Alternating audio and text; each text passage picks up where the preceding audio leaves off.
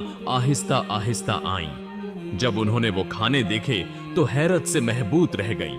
मोहब्बत भरी आंखों से बर्तन की तरफ देखती रहीं और दिल में कहने लगीं, ऐ अल्लाह, तू कितना मेहरबान है, कितना अजीम है।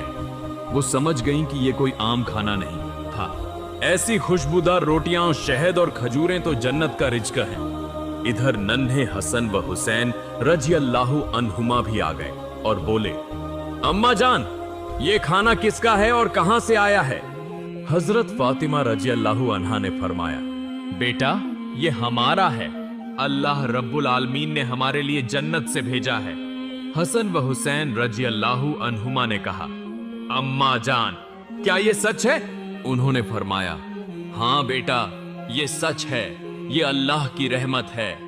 उस वक़्त हजरत फातिमा रजी अल्लाहु अन्हा की आंखों में आंसू झिलमिला रहे थे। सबने मिलकर अल्लाह का शुक्र अदा किया। जब उन्होंने वो खाना खाया तो उनकी आंखों से आंसू बहने लगे। ये खाना अल्लाह की मोहब्बत की निशानी था। फिर अगले ही दिन से पूरे मदीना की गलियों में ये खबर आग की तरह फैल गई। हर तरफ चर्चा होने लगा कि हजरत फातिमा रजी अल्लाहु अन्हा के घर अल्लाह की तरफ से जन्नत का खाना आया है। यहाँ तक कि खुद रसूलुल्लाह सल्लल्लाहु अलैहि वसल्लम को भी ये खबर पहुंची।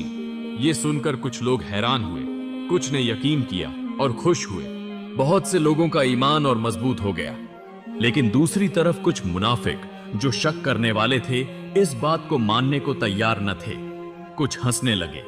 उनमें से एक शख्स एक गिरोह के पास जाकर कहने लगा, क्या तुम वाकई इस अफवाह पर यकीन करते हो कि जन्नत से खाना आ सकता है?